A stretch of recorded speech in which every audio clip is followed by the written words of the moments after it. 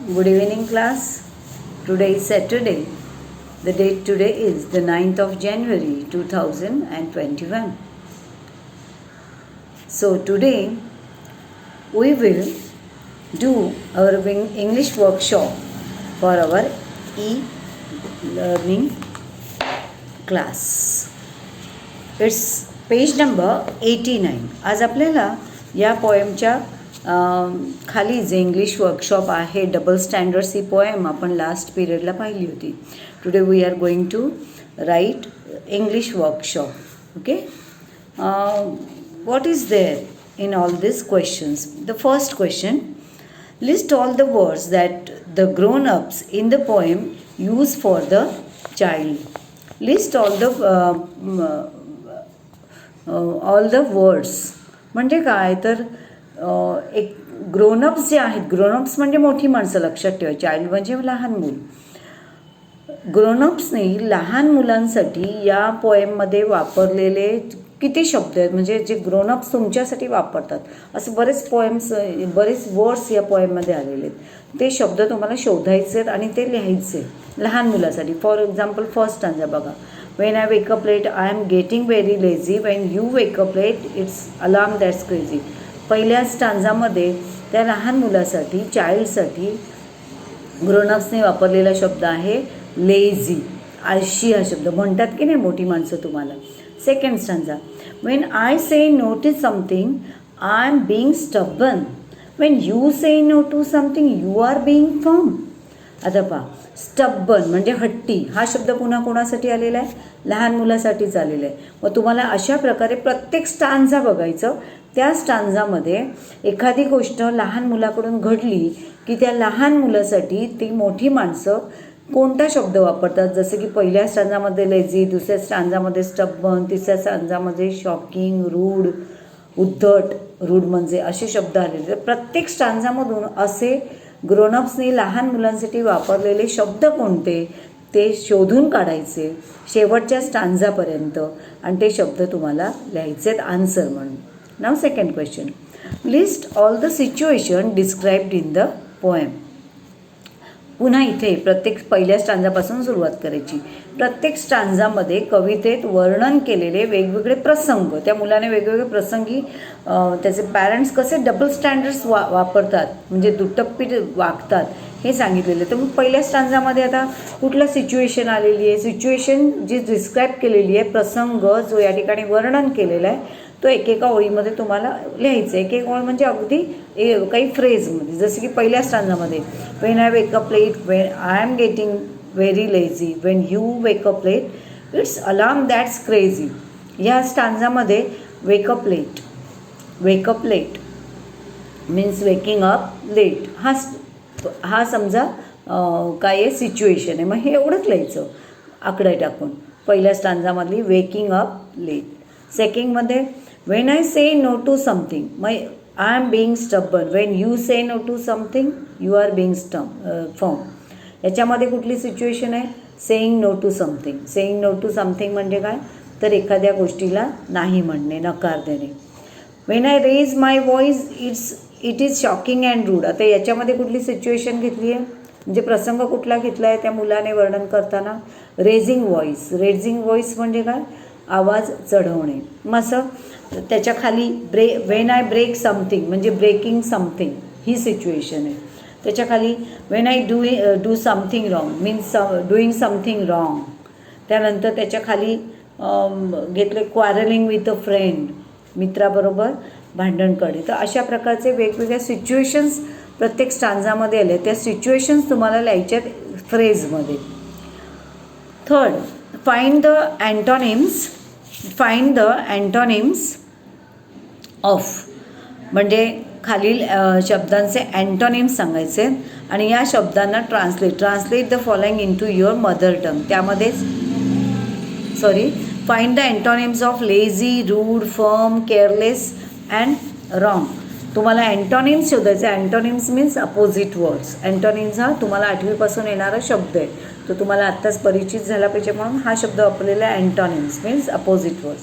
जसं की लेझी, लेझीचा तुम्हाला शब्द लेझी जो शब्द आहे, लेझी म्हणजे कसं आता आळशी, तर लेझीच्या ठिकाणी तुम्हाला आळशीच्या विरुद्ध तुम्हाला इंडस्ट्रियस असा शब्द वापरता येईल. इंडस्ट्रियस म्हणजे सतत उद्योगी असणारा.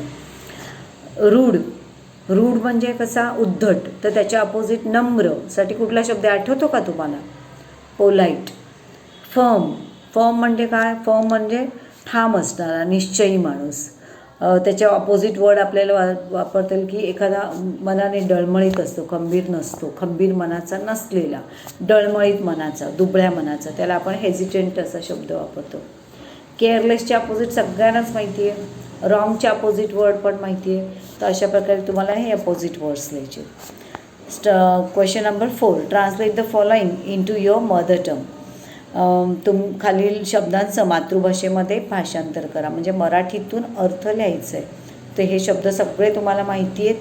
स्टब्बन, हट्टी, फर्म, खंबीर, ठाम. आपण कविता शिकत असताना हे शब्द सगळे डिक्टेट केलेले आहेत आपल्या टेक्स्टबुकमध्ये, त्यामुळे तुमच्याजवळ हे शब्द सगळे असायला हवेत. केअरलेस, निष्काळजी. हेल्पलेस, असहाय्य, दुबळा. क्लमझी, वेंधळा, एखादी गोष्ट निष्काळजीपणे करणारा आणि मग हातून चूक होते, त्या अशा माणसाला क्लमझी असं म्हणतात, वेंधळा. अँड नॉटी, नॉटी म्हणजे खोडकर. नाव question number 5. Use any one situation in the poem and write 2 short speeches using words and ideas from the poem. कवितेतील शब्द आणि कल्पना वापरून या कवितेतील कोणत्याही 2 प्रसंगांवरून, कुठलेही 2 प्रसंग घ्या तुमच्या आवडीचे, ब्रेकिंग समथिंग घ्या किंवा क्वारलिंग विथ अ फ्रेंड घ्या, कुठलेही 2 छोटे प्रसंग घ्यायचे आणि त्या प्रसंगी तुमच्या घरामध्ये काय संवाद होत असतील रे ते तुम्हाला या ठिकाणी लिहायचं. जसं की अ speech in which grown up Scholz a child. त्याच्यामध्ये त्यांनी दिलं आहे की असं एखादं भाषण, संभाषण ज्याच्यामध्ये ग्रोनअप्स जे आहेत ते स्कोल्ड करतात, एखाद्या लहान मुलाला ओरडतात, ओरडा खावा लागतो लहान मुलाला, असं एखादं सिच्युएशन तुम्ही घ्यायची आणि अशी सिच्युएशन घेऊन ग्रोनअप्स आणि तो लहान मूल, मोठी माणसं म्हणजे तुमचे पॅरेंट्स आणि तुम्ही यांच्यात काय संवाद होतात ते थोडक्यात लिहायचं. समजा आपण सिच्युएशन घेतली से नो टू समथिंग, म्हणजे सेईंग नो टू समथिंग, की एखाद्या गोष्टीला नकार देणे. तर सिच्युएशन आपण घेतली saying no to something. Speech जे असेल ते पालक काय म्हणतील, हे you are saying no to me. पालक काय म्हणतील, you are saying no to me. How you dare to say no to me.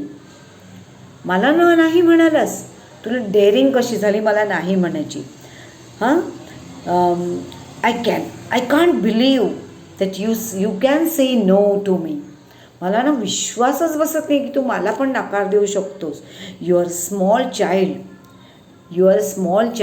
You can't refuse me. तू लहान आहेस, मला तू रिफ्यूज करू शकत नाही. रिफ्यूज म्हणजे नकार देऊ शकत नाही. Do it again, go now, you should do it. पालक तुम्हाला म्हणतील नाही म्हणतोस म्हणजे काय, तुला केलंच पाहिजे. हे झालं तुमच्या पालकांचं स्पीच, हे ग्रोनअपचं स्पीच झालं, म्हणजे मोठ्या माणसांचं हे बोलणं झालं. अजून एखादा आपण प्रसंग घेऊया. कुठला घेऊया? Breaking something. समजा हा एक प्रसंग आपण घेतला, ब्रेकिंग समथिंग. घरात काहीतरी तुमच्या हातून पडलं आणि फुटलं. आई किंवा बाबा, आई म्हणूया आपण, कारण आई जास्त जवळ असे नाही, वस्तू आईच्या जास्त प्रिय असतात.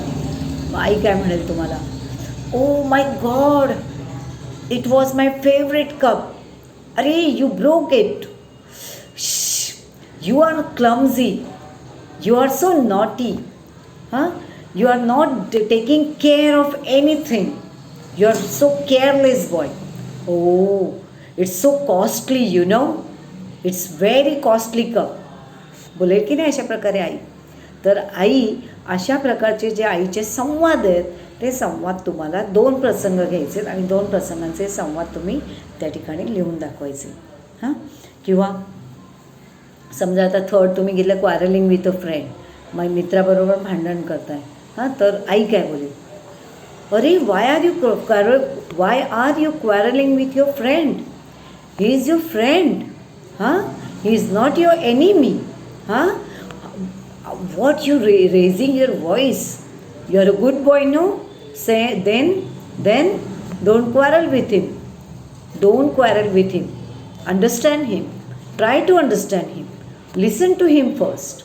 You keep quiet. You don't say anything. आई म्हणेल की नाही असं, म्हणजे मित्राबरोबरच्या भांडणात आई तुम्हालाच गप्प करेल. मग हेच मोठ्या माणसांचे संवाद तुम्हाला लिहायचे आहेत कुठलेही 2 प्रसंग निवडून. आता बी बघूया आपण. A speech in which the grown ups explain why his or her own actions are right. अशी एखादी सिच्युएशन निवडायची या 7पैकी की ज्याच्यामध्ये तुम्हाला तुमचे पालक सांगत असतात की मीच कसा बरोबर आहे, माझी ॲक्शन जी आहे ती कशी बरोबर आहे. पॅरेंट्सचीच भाषणं हवीत, तुमची नाही. तुमचे संवाद नको आहेत. तुमचे पॅरेंट्स काय बोलतील ह्याच्यामध्ये ते हवं आहे. सिच्युएशन कळली तुम्हाला, की अशी एखादी सिच्युएशन निवडायची आहे की ज्यामध्ये तुमचे पॅरेंट्स तुम्हाला सांगत असतात ते स्वतः किती राईट आहेत. आता त्या अशी एखादी सिच्युएशन आपण तीच निवडूया. सेईंग नो टू समथिंग, एखाद्या गोष्टीला नाही म्हणणे. पालक काय म्हणतील की ते कसे बरोबर आहेत. म्हणतील no I told you you can't go for swimming class. बस आय टोल्ड यू नो. आता इथे तुम्हाला पालक कसं बोलतात बघा. My decision is final. I said no to something. It's no. It's my last word. Don't say anything. I don't want your arguments. Don't debate with me. I'm firm about this. You should know why don't I allow you to go to the pond. It's very bad thing. The water in the pond is very bad. It's not healthy for you. So it's very costly too. The fees is very high. I can't afford that fees. The fees is so high. It's so it is a big fees. I have no money. So don't say anything. Keep quiet now. तुम्हाला swimming class join करायचं आहे की कुठलाही एखादा class, आणि तुमचे पालक तिथे नाही म्हणतात आणि ते का नाही म्हणतात हे ते वारंवार त्यांचा आवाज चढवून आपल्याला सांगत असतात. तर त्या मोठ्या माणसांचे स्पीच तुम्हाला लिहायचं आहे. म्हणजे मोठी माणसं काय म्हणतील ते तुम्हाला या ठिकाणी लिहायचं आहे. तुमचे स्पीच इथे तुम्हाला लिहायचे नाही आहे. आता क्वेश्चन नंबर 6 काय. इथे तुम्हाला काय करायचे आहे. Form 2 groups, discuss the following statements. 1 group should support statement and other group should oppose it. You may use English or your mother tongue wherever necessary in the decision.